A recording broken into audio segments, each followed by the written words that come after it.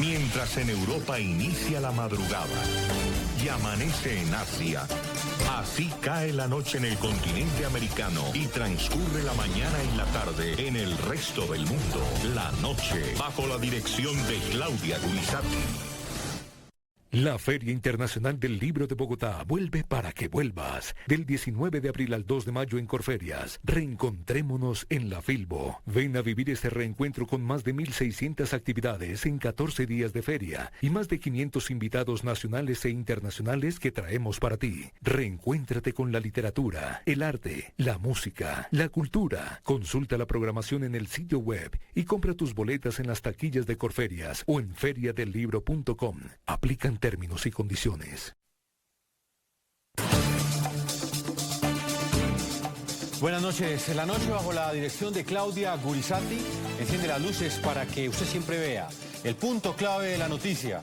Soy Jefferson Beltrán. Bienvenidos. La noticia: a menos de 7 semanas de las elecciones presidenciales en Colombia, crece la desconfianza frente al papel de la Registraduría Nacional y la independencia que como árbitro debe tener en este determinante proceso electoral.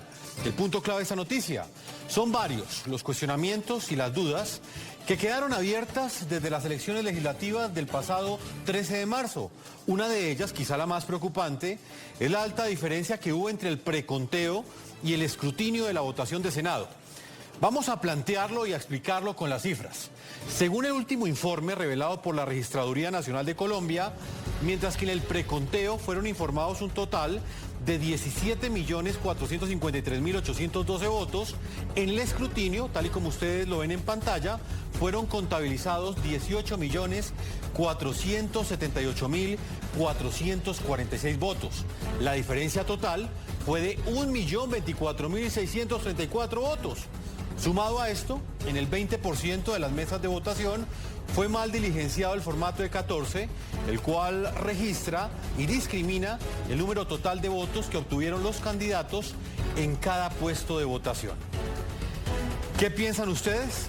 ¿Responde esto a un error humano o a un error premeditado para favorecer o perjudicar alguna fuerza política del país? Muy bien, comenzamos. En el programa La Noche y en Noticias RCN están los protagonistas de la noticia. Para responder todas estas dudas e interrogantes, nuestro director de Noticias RCN, José Manuel Acevedo, ha entrevistado al Registrador Nacional de Colombia, Alexander Vega. Estas fueron sus respuestas ante las principales preguntas que se hacen los millones de colombianos que el próximo 29 de mayo irán a las urnas para elegir a un nuevo presidente. Muy bien, noche de entrevistas aquí en Noticias RCN con los protagonistas. Saludo al Registrador Nacional del Estado Civil, Alexander Vega. Registrador, buenas noches. Buenas noches, José Manuel. Gracias por la invitación. Muy complacido estar acá aclarando todas las dudas. Registrador, anoche le planteábamos aquí en este mismo espacio una serie de preguntas que me gustaría hacérselas ahora que estamos cara a cara. La primera de ellas tiene que ver con una posible coincidencia, y ya me dirá usted si es verdad o no, con un candidato presidencial en España en el mes de enero. 4 días coincidieron, al menos en tiempo, su visita y la de él.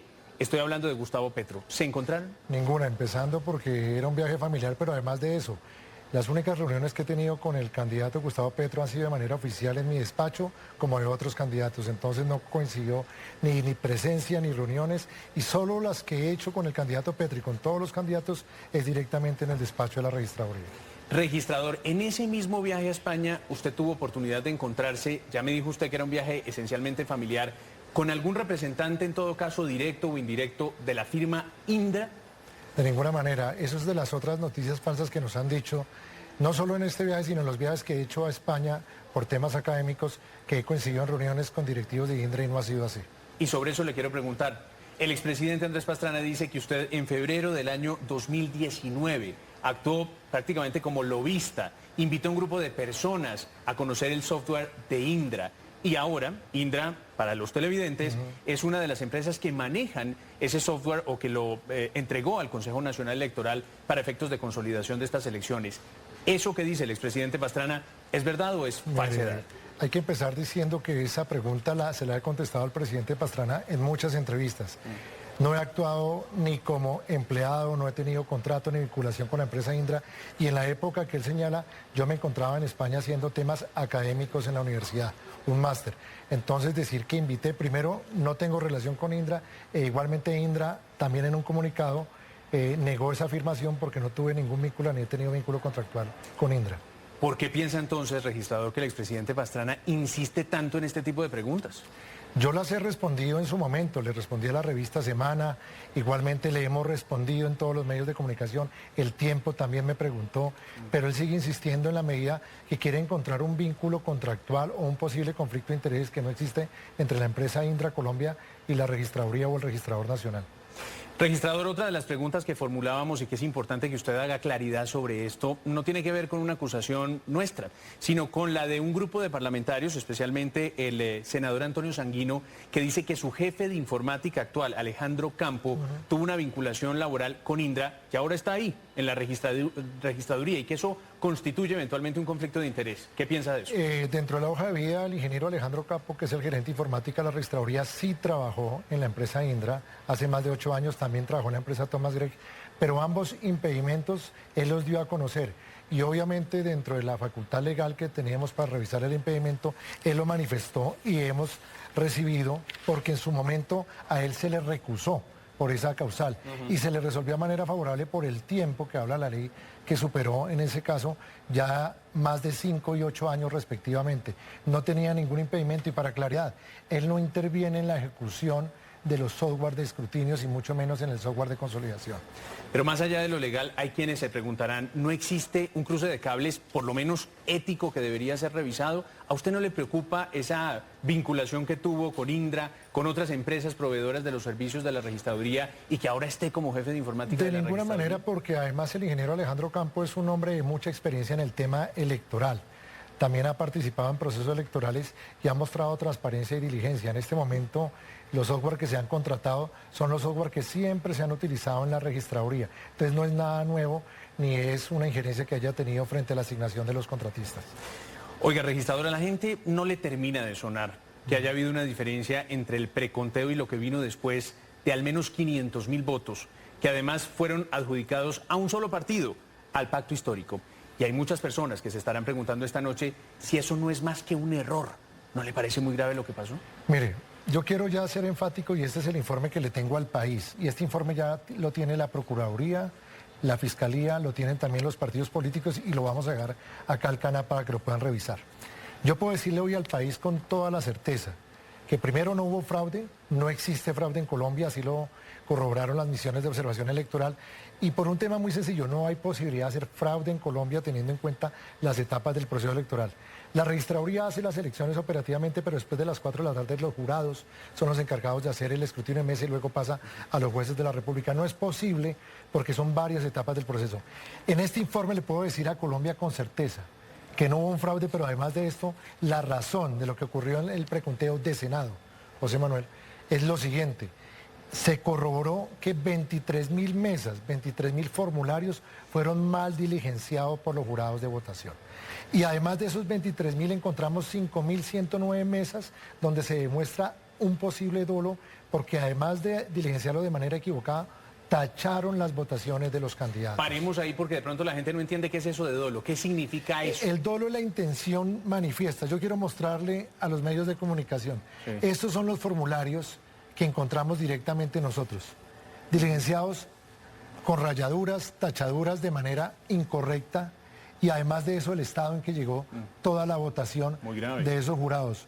Ya los tenemos identificados plenamente, pero acá demostramos la intención no solo en el mal diligenciamiento, sino que una vez consignaron la votación de los candidatos, tacharon las cifras. ¿Esto qué ocurrió? Imposibilitó que el preconteo se transmitiera en debida forma. Nosotros auditamos y encontramos que no hubo problema de transmisión. Lo que ocurrió es que este mal diligenciamiento en horas de la noche ocasionó que los preconteadores a los receptores no vieran las casillas del pacto histórico y de otros partidos. Nosotros habíamos dicho, había que poner un asterisco única y exclusivamente en la casilla de la votación donde se obtuviera el candidato. ¿Qué hicieron los testigos?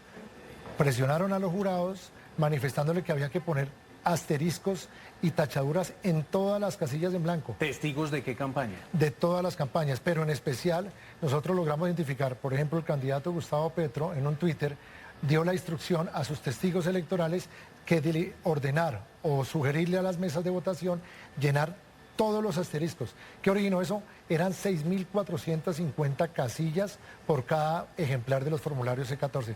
19.000 casillas en blanco que no tenían que ser llenadas, fueron tachadas y prácticamente diligenciadas incorrectamente, que imposibilitó que el preconteo saliera bien frente a Senado. Pero déjeme insistirle entonces, ¿por qué solo 500.000 votos que benefician a un partido político, el Pacto Histórico? Porque la casilla del Pacto Histórico estaba en la final del partido de la U, pero al final se vieron afectados varias organizaciones políticas. Yo siempre he sido reiterativo que hay que esperar el escrutinio oficial.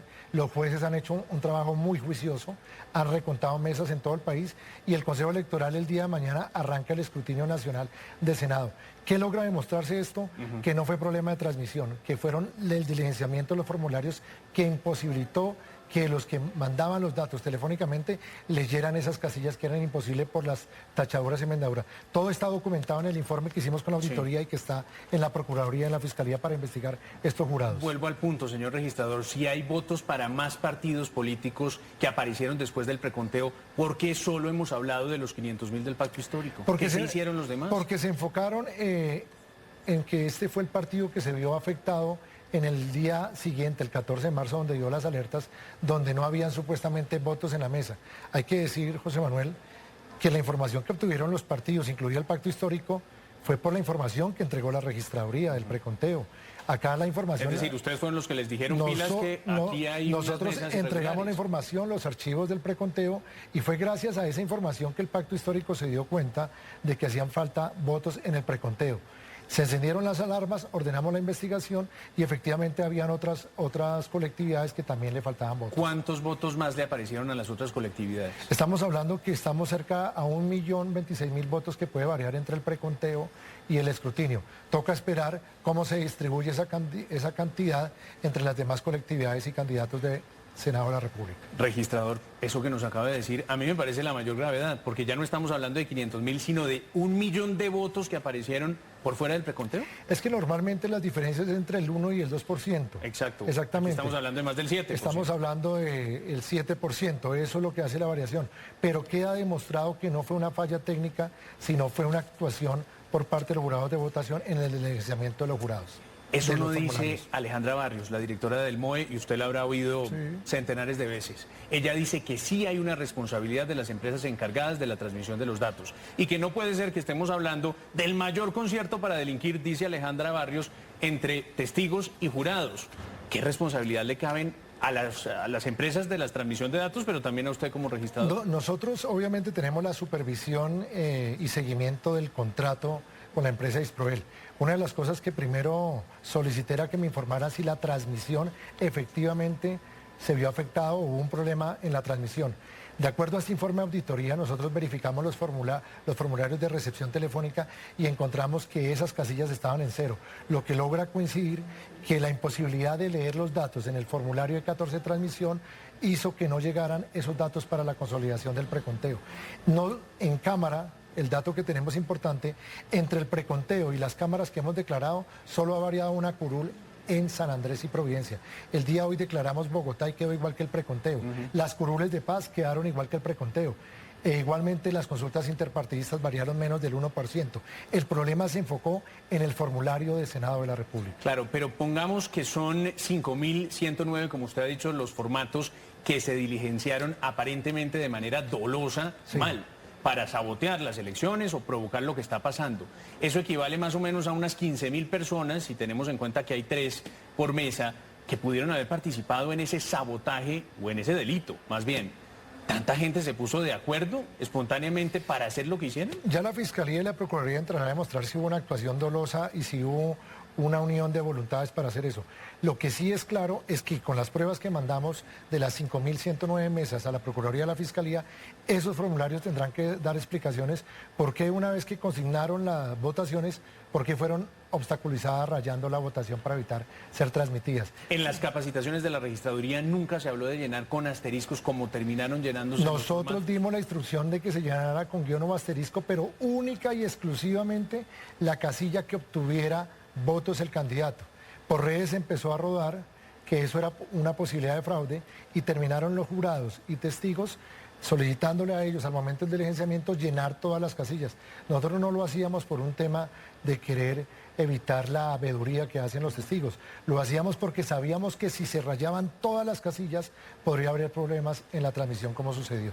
Registrador, yo vuelvo a preguntarle por esto porque es que a mí el dato me dejó francamente sorprendido. Ya no estamos hablando de los 500.000 votos iniciales solo para el Partido Pacto Histórico, sino de otros 500.000 para un total de 1 millón que no estuvieron en el preconteo, pero que ahora ya se ven. Eso nunca había pasado en la historia electoral de este país, registrador. Si hacemos el tema, yo he hablado con mis antecesores, los preconteos, por ejemplo, en el año 2010 no alcanzó a hacerse todo el preconteo. Acá lo importante es que la gran diferencia que hubo del 7% es que no es un tema directamente que afecta la voluntad popular, está el escrutinio. Si bien la cifra es grande, tenemos que ese preconteo puede variar entre 1 y 2%. Acá subimos cerca al 7%, pero la voluntad popular está prácticamente protegida. Nuestros jueces de la República recontaron la mayoría de mesas del país y ahora lo que arroja el escrutinio es el valor oficial y es lo que vale frente a la legitimidad del resultado. Con todo respeto, hasta aquí me da la impresión de que usted no está reconociendo ninguna responsabilidad de la registraduría en el desastre que tuvimos el 13 de marzo. Nosotros, de parte nuestra, reconocemos que el formulario, en el diseño del formulario, debimos haber revisado por lo menos la casilla del pacto histórico. Pero la pregunta hubiese sido, hubiésemos corregido ese supuesto error que está en el diligenciamiento del formulario tan extenso, pero hay que aclarar algo, es el mismo formulario que se ha utilizado en las elecciones de Congreso de la República. Nosotros no vinimos a innovar, nosotros mantuvimos el mismo formulario. ¿Por qué? Porque la tradición de los jurados era conocer el formulario de 14. Viéndolo hoy en este momento, ¿qué hubiera sido si hubiéramos rediseñado el formulario de 14? Tal vez la digitalización o el preconteo hubiese sido mucho más sencillo, pero tendríamos una situación. Igualmente tendríamos tachones, el más diligenciamiento, porque nosotros capacitamos el 80% de los jurados. Y un problema que nos endilgan es que la capacitación no ocurrió al 100%. Y efectivamente, ¿por qué? Porque el Código Electoral actual, no el que está en revisión en la Corte, no sanciona al jurado de votación por no asistir a la capacitación. Aún así llegamos al 80% de capacitación de los jurados. Registrador, un abogado, Sergio Alzate es su nombre, y su corporación Colombia Transparente dijo en RCN Mundo de RCN Radio que unas 300.000 personas, jurados al menos, habrían votado 2 veces en las elecciones del 13 de marzo. ¿Usted le da credibilidad a esa denuncia? Primero, totalmente falso esta aseveración, no solo falso sino irresponsable, indilgarnos, porque me indilgó a mí y a la registraduría que conectamos con 300.000 jurados para que votaran doble vez. Yo hice mi deber legal, acá está la denuncia penal contra el candidato, porque nos enteramos y revisamos las bases de datos. El excandidato Sergio Alzate hace unas indilgas responsabilidades a la registraduría, a mí y a 300.000 jurados que se confabularon para votar 2 veces. Primero, no sé cómo va a ser para responderle a la Fiscalía dicha aseveración, porque los formularios 11 que hemos revisado hasta ahora no hemos encontrado doble votación de los jurados. Segundo, no sé qué pruebas testimoniales hablaba él en los medios de comunicación, porque entonces va a incurrir también en un posible falso testimonio. Pero lo más delicado, endilgar un concierto para delinquir entre 300.000 jurados que votaron 2 veces, más cuando estuvimos revisando la fundación que representa, y de acuerdo a lo que vimos, no es una fundación, a diferencia de otras fundaciones, que busca el tema de la verdad electoral, sino tiene un objetivo partidario, más en su calidad de candidato. Pues tendrá que responderle a la justicia hoy con la denuncia penal. Nosotros hemos endilgado posibles delitos de fraude procesal, falsa denuncia, calumnia y injuria, no solo contra mí, sino contra la organización electoral y contra esos 300.000 jurados que supuestamente en hora de almuerzo salieron a votar y que votaron 2 veces en las mismas mesas. Lo que hemos encontrado en este momento es 0. Obviamente al final que termine el escrutinio, si un jurado llegó a votar 2 veces, obviamente automáticamente será judicializado. Claro. Pero hablar de un concierto de 300.000 jurados y que la registraduría lo patrocinó, no solo es falso, sino irresponsable con la democracia. Eso en lo que tiene que ver con el formato, y es muy importante también que los televidentes lo sepan. Y en lo que tiene que ver con la selección de jurados, el presidente de la República ha pedido una auditoría para el software de selección de jurados. ¿Eso se va a hacer? Mire, yo quiero hacerle la invitación a todas las fuerzas políticas y a los candidatos. El presidente sugirió, nosotros estamos abiertos a cualquier auditoría. Obviamente lo más importante ahora es el cambio que vamos a hacer. Estos jurados que estamos ordenando investigar salen como jurados de votación y vamos a hacer un nuevo sorteo de jurados. Vamos a tener en cuenta los partidos y las campañas políticas, empleados oficiales que ya han sido jurados de votación, de empresas privadas e igualmente docentes. Vamos a hacer, pero vamos a garantizar que las mesas queden heterogéneas, no de un solo sector. Registrador, preguntas rápidas al cierre. ¿Se reunió usted o alguien de la registraduría con ciudadanos rusos en los últimos meses? Y específicamente le poníamos un nombre, Nikolai Levichev, comisionado electoral de Rusia. ¿Lo conoce? No soy prorruso, no hago parte del Partido Comunista, igualmente no he militado en ningún partido de esa categoría. No he tenido reuniones con el embajador ruso ni con el embajador bielorruso. También le pregunté a mis directivos si han aceptado alguna invitación. No ha llegado ninguna invitación. ¿Conoce a este señor? El nombre que tú me dices ahí es el nombre de un magistrado de la Comisión Electoral rusa, que tuve la oportunidad de conocerlo en una misión de observación electoral en el año 2016. Y seguro la información la sacaron en mis redes sociales, que son públicas, y seguro están argumentando que por tenerlo en mis redes sociales entonces yo hago parte del gobierno prorruso. También hay que decir, las únicas reuniones que he tenido con embajadores ha sido con el embajador de la Unión Europea ante Colombia y con el embajador de Israel en Colombia. Registrador, le voy a mencionar 3 nombres que también aparecen en las redes sociales con insistencia y que dicen algunos son muy amigos suyos. Roy Barreras, Armando Benedetti, Marco Emilio Hincapié. Los 3 muy afectos a la campaña de Gustavo Petro y del Pacto Histórico. Los conozco, al senador Benedetti lo conocí en la época que fui magistrado del Consejo Electoral, al senador Roy Barreras también. El único partido que estuve postulado fue el partido de la U, por eso fui miembro del Consejo Electoral. ¿Siguen siendo sus amigos? Es que los conozco como senadores, pero decir que hay amistad íntima, no tengo amistad íntima con ninguno, igualmente con el magistrado Marco Emilio Hincapié cuando fue magistrado del Consejo Electoral. No tengo vínculo de amistad con ninguno. Que los he recibido al senador Roy Barreras en calidad de senador y representante del Pacto Histórico en mi oficina. A todos los candidatos, como he recibido al presidente Álvaro Uribe. Sí. También he recibido al candidato Federico Gutiérrez. Pero llegar a ligarme a mí a una campaña es como decir que yo fui miembro del partido de la U por el Consejo Electoral y la U hoy a campaña Federico Gutiérrez. Entonces eso me haría entonces un vínculo con campaña. Este es un organismo autónomo, técnico, José Manuel, quiero que dejemos claro eso.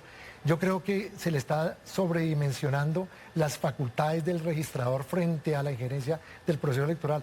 El registrador hace operativamente las elecciones, pero nosotros no tenemos, ni contamos votos, ni hacemos escrutinios. Nosotros nos responsabilizamos que las mesas queden abiertas y ya otras voluntades y otros sectores, como los jueces de la República, intervienen. En eso somos autónomos y técnicos. Oiga, registrador, con tanta piedra que le han tirado, con tantos cuestionamientos, ¿usted no ha pensado en algún momento en renunciar o al menos en tener esa figura del registrador ad hoc para primera y segunda vuelta? Primero, yo tengo un deber legal con las Cortes. Yo gané un concurso de méritos. No como han dicho que a mí me elegía el Congreso. A mí me eligió, fue los presidentes de las Cortes con un concurso. No he pensado en renunciar porque primero sería la salida más fácil. Segundo, tengo una responsabilidad con el país. En este momento nosotros nos toca responderle por el proceso presidencial a toda la ciudadanía y sería irresponsable de mi parte. Más aún, cuando ya mostrando estas pruebas, puedo decir con tranquilidad, la registraduría operativamente y logísticamente hemos hecho todo nuestro deber legal. Pues registrador, muchas gracias por estar con nosotros aquí esta noche. Nosotros seguiremos preguntando y esperamos que usted siga respondiendo. Y estaremos respondiendo toda la seguridad, más que atacar al organismo electoral y a la persona. Acá están todos los medios eficaces para que auditen los partidos. Hay transparencia. La próxima semana regresa la Unión Europea y van a haber 6 misiones de observación electoral que en su momento dijeron que no hubo fraude y vuelvo y ratifico, no hay posibilidad de fraude en Colombia. Muchas gracias, registrador. A ustedes, muy amable por la invitación. Ahí están las declaraciones del registrador nacional de Colombia, Alexander Vega, en entrevista con nuestro director de Noticias RCN, José Manuel Acevedo. Yo quiero conocer la opinión de ustedes a través de las cuentas de Twitter que aparecen en la parte inferior de nuestra pantalla. Pueden participar respondiendo la siguiente pregunta. A propósito de estas respuestas entregadas por el registrador nacional, ¿a usted le genera confianza cada una de las explicaciones que le entregó? ¿Considera usted que la elección presidencial que tendrá Colombia en menos de 7 semanas será completamente transparente bajo la batuta de Alexander Vega, este registrador quien dice que no va a renunciar? Sus opiniones en las cuentas que aparecen en la parte inferior, @Segurizati NTN24, @La Noche NTN24 y mi cuenta personal, @Jefferson NTN24. Voy a integrar inmediatamente a la senadora colombiana del Partido Centro.